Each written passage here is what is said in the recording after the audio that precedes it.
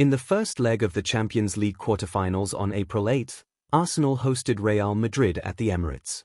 And here's something that really stood out. Real Madrid finished the match with just 0.50 expected goals, and not a single big chance created. So what happened? In my view, there are two big reasons why Madrid struggled so much in this match. First, Arsenal's insane discipline and transition defense. In this corner scene, Madrid had a chance to break, but within just 9 seconds, 9 Arsenal players had already sprinted back into their own half.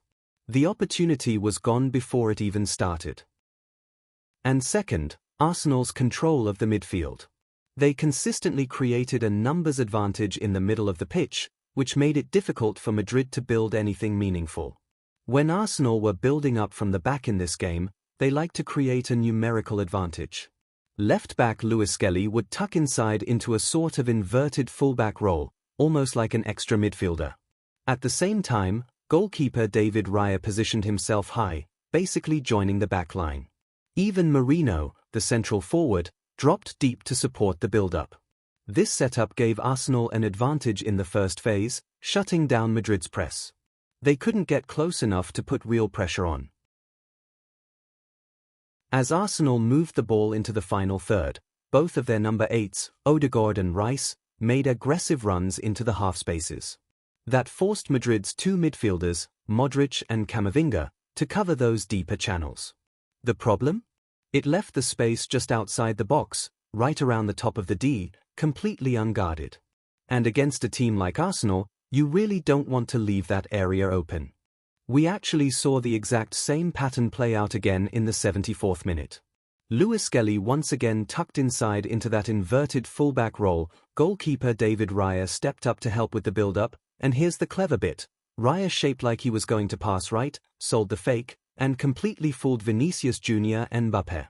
Just like that, Arsenal played right through Madrid's front two. Then you had Mikel Merino dropping deep, acting like a false 9 to link play, and once again, Arsenal had the numbers in midfield.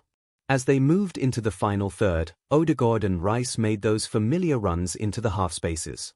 This time it was Valverde and Camavinga trying to cover, but again, it left the area at the top of the box wide open. Same story, same outcome, and this time, there was no lucky escape for Madrid. Merino blasted it into the corner, and there was nothing Courtois could do about it. Now, some might ask, didn't Real Madrid still have other midfielders in position to help? Technically, yes.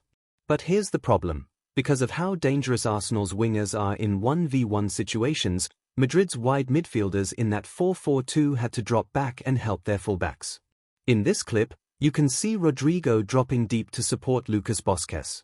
Earlier, it was Bellingham helping out Alaba. So while it looks like Madrid had the numbers, in reality, their midfield was stretched too thin to properly cover the middle.